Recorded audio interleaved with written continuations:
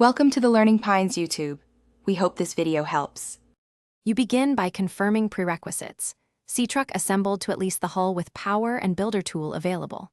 Once ready, move to calm water near a flat seabed or shore where you can safely deploy. Make sure you have extra batteries and a wiring kit. These prevent mid-build failures.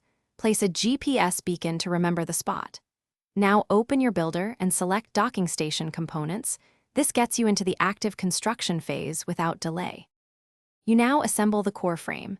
Deploy the foundation so the docking port aligns with the Seatruck approach vector. Once done, attach the power interface and route wiring from batteries to the docking node.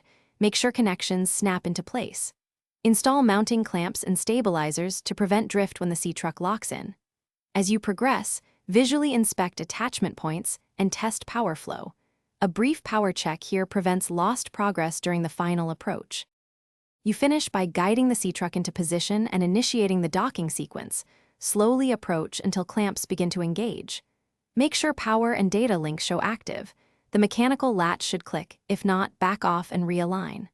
Once docked, run a systems check. Verify charge transfer and storage access. If docking fails, inspect wiring for loose nodes, swap in fresh batteries, and adjust the frame alignment. That single troubleshooting step usually.